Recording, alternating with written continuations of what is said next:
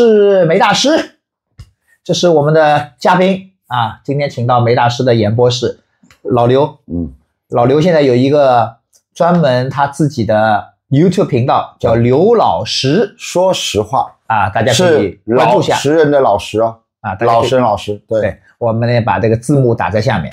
啊，然后呢，我们今天在这里已经录了几期视频了。啊，今天我们这一期视频我们要来聊一个话题，呢，因为我觉得蛮有意思的。正好我也来问问看你。是什么呢？就是前两天我在一个群里面，就很多人，有一个人在问，他说什么呢？他说现在网上啊那种就是网店里面的化妆品能不能买？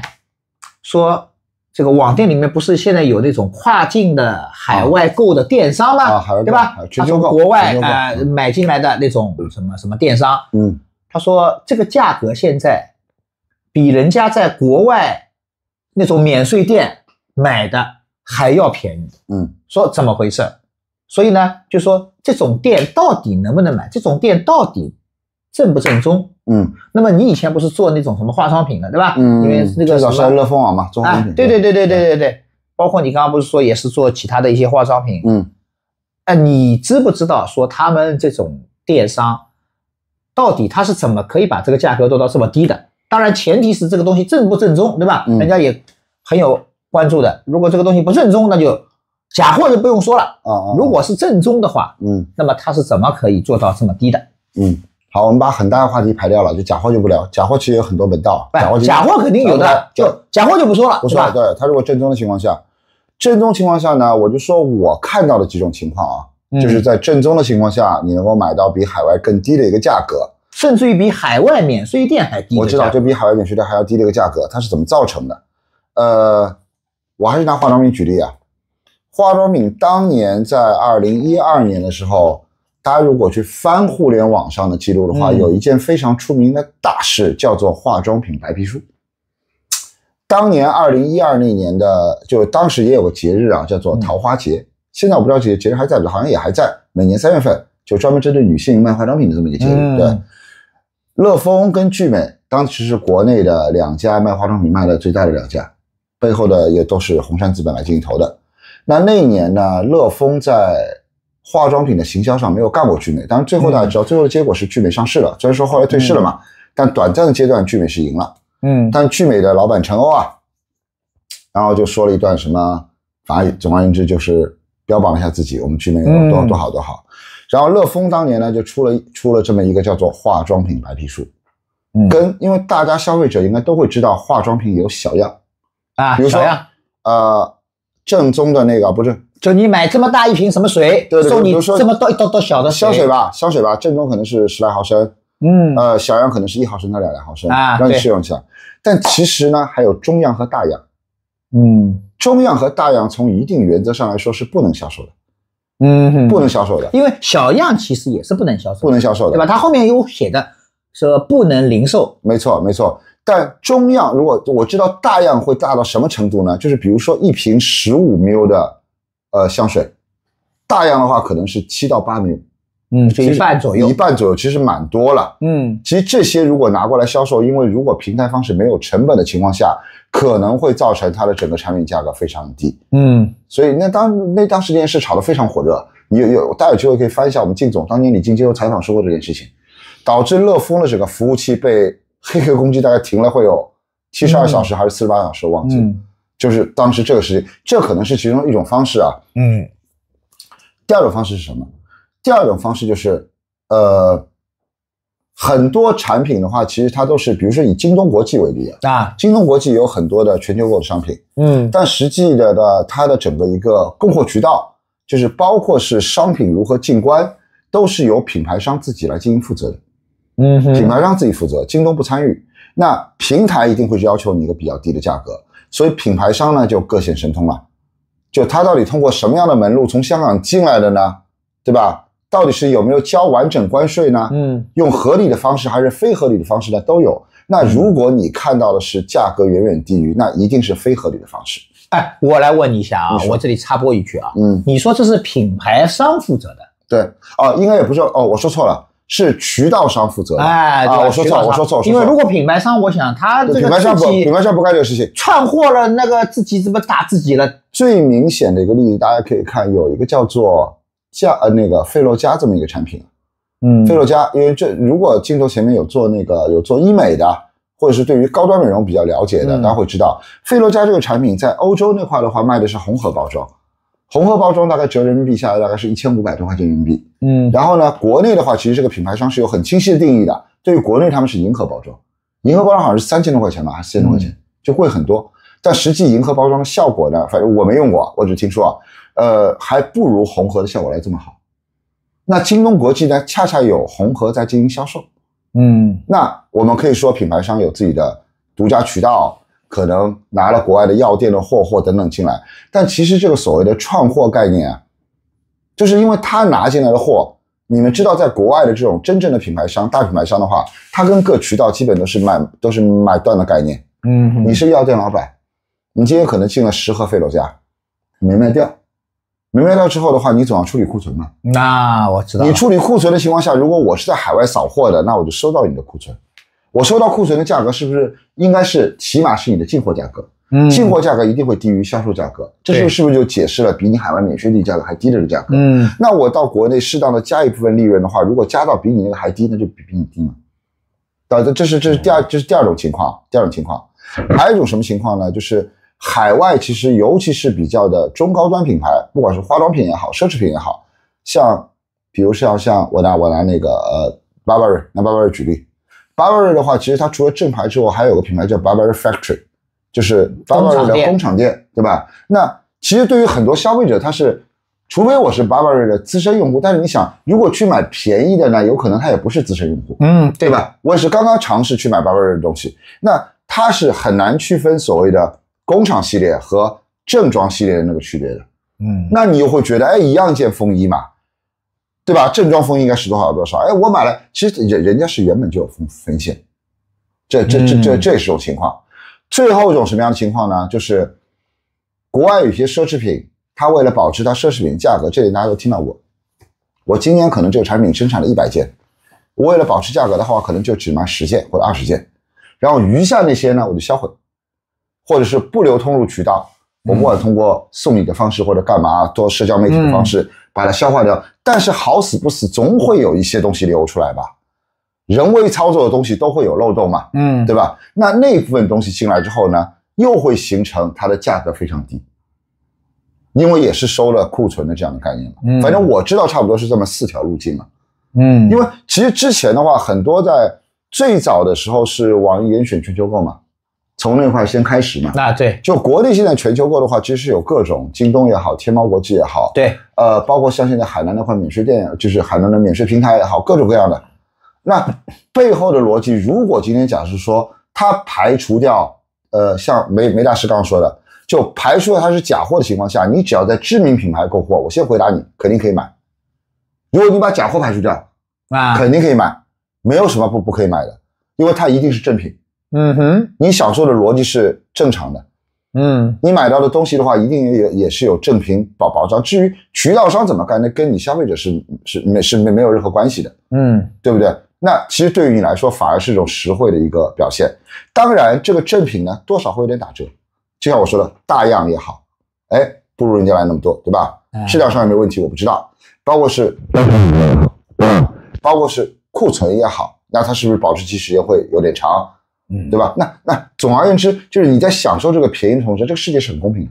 你在享受便宜的同时呢，一定会损失一些东西，绝对不可能是在国外这个爱马仕就是卖50万，然后在国内你告诉我就比如说5万块了，你20万买到一个一模一样的，也不用去配货，要不就是22嘛。如果不是22是新品的情况下，不存在，不存在。我前2天买了一瓶洗发水，不是洗发水，是护发素，在中国买的，就在那种什么全球购跨境电商上面买的，买了以后说是泰国生产的，就是 PNG 的PNG， 那个潘婷吧，我靠，泰国生产的，这当年还是我服务过的品牌然后送过来，送过来一看，这个也不知道真的假的。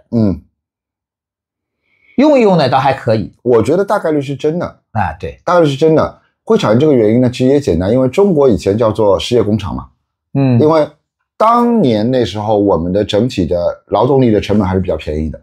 那现在其实劳动力成本，就上次我看到评论区有哥们在问，就是好像问的时候供应链如何整合，如何再搬到海外去嘛。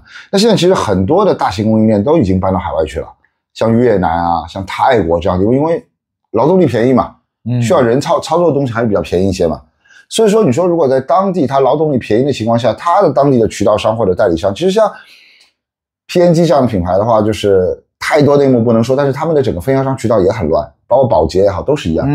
所以说整个自行当中串货或者乱价行为是非常多的。但是我觉得他如果是但凡敢打 PNG 的招牌，你又是从这样的相对正规的平台买过来的，你不用担心货品。正规平台，所谓正规平台嘛，也就是京东呀。那就我说的就是这样的平台，你不用担心货品的质量度问题，就是真假的问题。说这肯定是真的了，肯定是真的，只是它的就说白了，虾有虾路，蟹有蟹路，人家的渠道你不知道，你不知道人家是怎么玩的，无非是这么个情况。那所谓真当中呢，也会有一个点，就比如说他用的原材料是不是最好的，对吧？或者他是不是灌装，就是大家如果做过洗发水、施发膏，知道什么叫灌装试用装啊？就是是不是前面的一批或者后面的一批，或者是他每批会挑下来有些质量达标但不是特别好的那些，就你多少你要损失一点嘛？对，可能盒子有点，对吧？印刷有点问题，就跟买07食品概念是一样的概念，一模一样的概念嘛。就07食品也是可以吃的，它保质期6个月，就是你买到手的时候已经差不多是5个月零29天，就不代表不能吃嘛。它还是在合格能够吃这个范畴之内嘛，甚至晚一天也没区别呀。对，不晚一天就不叫07了，这是对，晚一天叫过期食品，叫过期就不能。过期食品不能卖，对，不能卖。所以说，但其实呢，你晚一天跟早一天有什么区别呢？前两天那个国内，我不知道在海外的受众们有没有在看一个段子，但这个段这两天被压掉了，我不知道为什么。前两天在那个抖音上面发了一个段子，河马先生。那个打假博主，我不知道这波是不是踢到钢板的。他到河马先生去看了什么呢？去看了一个河马先生卖的牛肉。然后这个博主非常有心思啊，他连续去这家店去了3天，拍同几块牛肉。但拍到的是最后这块牛肉，比如说今天说他是今天是20号，他没卖掉，就把它撕下来，重新贴个标。第二天过去，还变成21号的了。第三过去，它又变成22号的了。而且它因为牛肉大家知道，牛肉有花纹有纹路，你不可能有2块牛排真的长得完全一模一样，不现实。它比对下来这件事情，所以他说呢，就是你在，从这个点好像又破了刚刚那个言论了，就是正规渠道买下来东西会不会好？靠命吧。反正千错万错有这么一个点啊，就是你买的东西如果真的比原先的价格便宜了很多，因为基于我个人不是一个非常喜欢贪便宜的人，你绝对不要觉得你最聪明，你贪便宜的同时一定损失了什么。如果这些损失的是你知道的，我觉得还不错。怕就怕损失的是你不知道的东西对，最后搞了一个假货，对吧？买了一个阿迪达斯，结果最后是莆田系。你别说莆田系还做的不错的，现在质量还可以的。莆田系做的不错是合理的，因为我不知道大家知不知道耐克的运营模式啊？耐克没有工厂的对，我知道，耐克只有是代工的，耐克只有 marketing 跟 branding， 什么不光是代工。我告诉你耐克什么模式，因为我刚好我朋友在耐克总部，就上海的耐克总部，耐克只负责产品的研发。就今年我们研发多少款，比如说篮球鞋多少款新鞋，对吧？然后呢，只做 branding， 我们今天签勒布朗詹姆斯还是签科比还是签乔丹，乱七八糟，就这种东西，对吧？弄完之后呢，耐克有全球分销商。全球分销商是这样认领的，比如说梅纳什你是某个分销商，你的级别又够的，所谓级别够肯定跟你每年的销售额跟你的押金有关啊。你说这几款鞋我认领了，我认领这几个款，其实你拿到手的是设计款，然后你去找工厂生产。就从生产到包销都是你的事情。耐克是大拆家逻辑。莆田系为什么鞋做得好？因为都代工厂啊，因为耐克、阿迪大量的鞋都是那边做的。就像之前我在大概多少年之前了，20年之前了吧？02年、03年的时候，那时候我在那个广州那边，我有幸有次见到过 LV 在广州的代加工厂。LV 是把所有的材料裁片完，包括更不要说那种更小的，像什么阿玛尼啊，像 NSB 啊，不都是在那边做。对吧？所以说他为什么做得好？因为原本所有他可能只缺什么呢？就是耐克有一点蛮牛逼的，他作为一个产品公司，我觉得还是蛮到位的。每年他会研发很多的新材料。不管是缓震的也好，支撑的也好，透气的也好，这些东西它可能没有，就是那个莆田系可能没有，但其他那些其实80%、90%是 normal 的嘛。对，普通的鞋子它都有，就是在超市卖的那种款的那种阿迪达斯、耐克，其实没什么花头的，没有区别，就都是一般的材质嘛。就像以前有段时间特别搞笑，这零几年的时候，广州那时候有个说法叫超 A。对 A 货以后超 A， 其实各几个告诉别人，超 A 其实就是真品，你知道吗？超 A 其实就是真货，他就是做这个产品的工厂，用了跟这个产品一模一样的材料，做完给到你，那玩意儿叫超 A。那你说他除了没有品牌授权，可能销售是非法的，其他跟真货有什么区别？对啊，一模一样东西。所以这里我还是建议大家，就是如果真的是。尤其是反正我是个概念啊，如果是用贴肤的跟生理相关的这些东西，就尽量不要去买那种所谓的就是便宜货。反正我因为我自己是做营销的，我自己又做营销又做供应链，我永远知道这个东西就是它如果真的是便宜，只有两种情况：一，原本这个产品的价格就虚高，这个价格本来就站不住，本来就是应该卖1块钱，他非要卖到1万块钱，就是这种情况，对吧？第二种情况就是你大概率吃了一个自己不知道的亏。所以在中国真的是很多时候要住地方。做消费者不容易啊。做消费者要有一双，大家可以有机会我帮自己打个广告，去我的频道看一看，我当中专门出了几期如何避免成为韭菜的视频。这个可以，就如何让我自己在平台上买东西。比如说我要去拼多多买东西，但我怎么能不成为韭菜呢？是有很多方法。大家有机会可以去那边关注，可以去看一看对，这个蛮好的，因为买东西大家都逃不掉，是吧？所以有的时候，怎么说呢？你就变成韭菜了。我觉得是这样，就是永远不要觉得自己最聪明，就是一旦当你觉得自己最聪明又听信了，就我要说主播了，是不是？家人们啊，兄弟们啊，老铁们啊，我会管你们。就是我跟大家说一个点，我当中真的有一次在看过某一个中部的带货主播，然后他所谓的主播福利品你总知道吧？开播，这东西送给家人们，1分钱或者1毛钱，拿走。我操，我看他送的东西是一个零食，是一个蜜饯，我觉得这玩意儿拿回家，我们家狗都不会吃，就是狗吃完我都怕狗被要死，就差到这么一种程度。所以我觉得就是避雷的模式啊，我觉得就是最好的避雷模式就是不占便宜，不占便宜。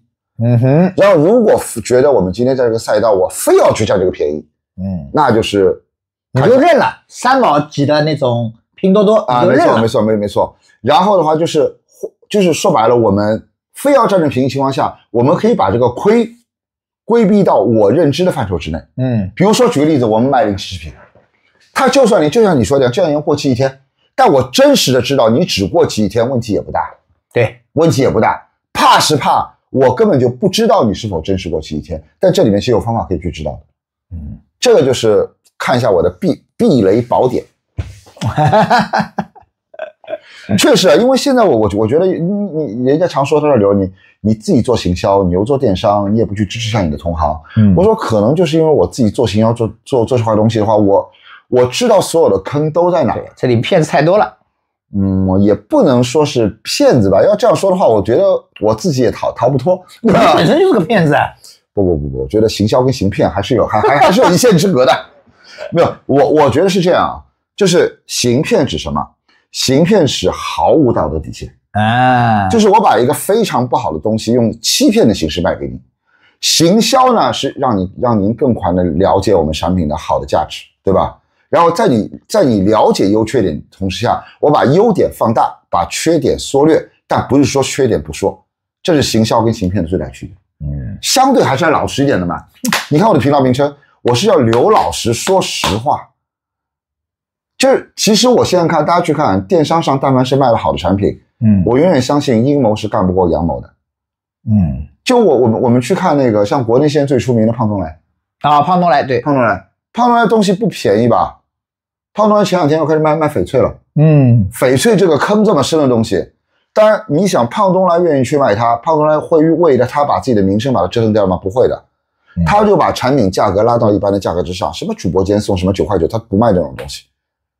包括他卖的有些翡翠可能是我不知道你了不了解什么叫微料跟免料啊？就是危地马拉翡翠跟那个缅甸翡翠的区别。其实他就跟你讲清楚嘛，我这个就是危地马拉翡翠，所以我卖你这个价格，就是这纯阳谋的老实消费。反而我觉得这种就不存在坑了。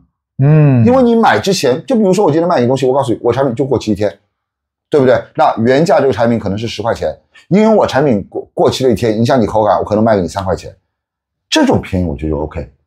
对，你这个就是预期嘛。对，就是因为讲清楚，大家是在一个，我觉得所有的消费应该是在一个公平的环境之内。公平的环境之内，我觉得就是愿打愿挨的关系。就哪怕举例，我就明着告诉你，我的产品成本加1毛钱，我就是要卖到100万。我跟你讲的很清楚，你又愿意买单，这就不叫行骗，这叫行销，对不对？怕是怕我告诉你，我这产品成本价99.99999，我就挣你1毛钱，我挣你1分钱，卖你100万，那叫行骗，是这个逻辑吧？哎，这个蛮有意思的定义。其实国内你看，像之前的品牌电商，他们不叫品牌电商，包括3只羊出事那个事情嘛，说戚老板说什么啊，我们这个产品价格现在嘛平时拉到138，对，到活动或者干嘛。我觉得这种东西呢，就是很多电商都在这样玩嘛。我觉得这玩意儿就说白了叫欺骗，因为你平时标的价格没有人买，你平时标的999，你可能你这产品售价就是99，你非平时标到169、179干嘛的，这个产品没有人买。那所谓的一个跳水价格，就像前几年玩双11，大家都常玩的一个套路嘛，叫双11之前标上去，然后再回来。我觉得商业这东西的话，我觉得不是国内跟国外的关系。其实国内中国泱泱大国，上下5000年，老祖宗很早就讲得很清楚了，商业这东西的根本是诚信。但是我倒没有说突出商人的价值是多少，因为你不诚信，你买卖做不久远。我们又回到了我今天来之初又跟梅老师在说，我接下来可能会想要做一些品牌电商的东西。因为通过这10几年的电商下来，没有任何一家品牌是通过电商形成了品牌溢价，把东西卖贵。但你想那些老字号，包括你刚刚跟我说的同仁堂也好，同仁堂大体还是好的，朵云轩也好，步云轩也好，这些100年老字号，他们的东西卖的不便宜的，但他们的受众很清晰，他常年在这个定位里，就是您出得起钱，我给到你服务。我觉得这才是商业的核心本质啊。就我觉得这个本质是能够源源的流传下去的。因为不过现在很多老字号也做不下去。老字号做不下去的原因是在于他们的2代和3代的接班人接班之后的话，因为这10几年中国的电商发展确实非常的快，因为一个人看别人挣钱总会眼红啊，我老实做我老字号，我1年可能就挣这么一点钱，对方他妈的胡搞挣这么多钱，总有些守不住底线的。就像现在我跟梅拉常在说，我说现在关于国内教育的问题，这么多的网红输出什么样的价值观？我现在已经跟我儿子说的很明白了，就是严禁看任何的主播说任何东西。因为我觉得这帮家伙，首先第一，如果你说是董宇辉也就算了，或者说像比如说是张超然很牛逼，张超然前段时间开了个直播间，教什么知道吧？教量子物理对，我听说了，但虽然我看不懂这个东西，对，但是我觉得这起码是一种正向的表现，你明白？我觉得这是应该我们要就是让大家看看东西，而不是什么一个过来什么露个大腿什么之类的，然后莫名其妙跳个舞露个大腿，然后莫名其妙，然后就挣了很多钱，你这完全对于价值观的扭曲啊。那我真怕有一天我儿子反问我，就说你要努力读书，你要好好学习。他说爸，然后呢？然后我考上一个好的大学，然后呢，大学毕业之后失业率很高，我就算再牛逼一点，我成为一个科学家，科学家1个月挣几个钱？就是你看我们在小的时候，我们这代人小的时候什么理想？解放军、科学家、医生、教师，对不对？我们差不多都是在这样的想法。那为什么现在孩子们不这样？这些职业都是很高尚的。对，那因为你的金钱引导不对了。当然，现在我觉得国家做得很好，已经开始往正向开始引导了。但是，毕竟有这么一个阶段，就是你要躺平那个阶段。你看，像互联网兴起之后的话，很多的传统的企业受到影响。对，传统企业受到影响之后，现在线下一塌糊涂。对，线下非常少。但是我跟你说，你有这种勇敢的人，我就准备开始做线下。好，我觉得末世才是机会啊，这个先跳过不说。但是确实造成了很多影响，因为大家都活得非常的浮躁，包括是现在你看，我们这个平台叫 YouTube， 对吧？YouTube 我们放的是长视频，但是国内的抖音啊，什么都是快手短视频多，都是短视频啊。不，抖音跟快手今年抖音、B 站、小红书今年都开始推中长视频。但他会发觉一个很搞笑的点，就是那些网红呢做不了中长视频，因为中长视频需要你有内容输出，而不是短视频就是稍微秀个梗就过关了。短视频就15秒抓个眼球，对，就抓个眼球就过关了，对吧？而且大腿。而且短视频最大的坏处是什么？我个人觉得会让大家的性格变得越来越浮躁，因为你每次都在享受短暂的快乐，就是就轻松的看呀，挺开心，就是你会放弃那种我需要花些努力才能够得到的快乐。反正差不多也是，我仅代表我自己个人想法。我们从这个买化妆品聊到这里了啊，这个弯拐的蛮大了，对吧？不，我觉得其实这个逻辑是很通的。就你看我们现在，你说化妆品国内有没有好的？国内有非常多好的化妆品，蜂花什么之类，其实非常不错的，西子什么之类，但是它为什么卖不上价？它厂都快倒闭了。那个化妆品其实卖的是溢价嘛，这个大家都知道嘛，这个没办法的事情。所有人都知道化妆品的利润高，以前谁说的？就当一个产品利润达到多少的时候，就是它就什么都敢嘛。对，那你既然是一个利润这么高的一个产品，利润高意味着它的获利资源比较高，能够挣到很多钱，那就势必有一些守不住道德底线的人会去干一些就是违反整个市场规则的这样的事情，对吧？那作为消费者而言的话，其实我奉劝所有的消费者就很简单，就是擦亮自己的双眼，一分价钱一分货，不要去占任何的便宜。包括这两天我朋友想让我跟他做大闸蟹的生意，我就说搞笑的，同样一个地区的大闸蟹，同样的4两的公蟹，它的收购价格就一模一样，你从外表看起来它长得一模一样，都是4两的公蟹，它的收购价格可以差2番。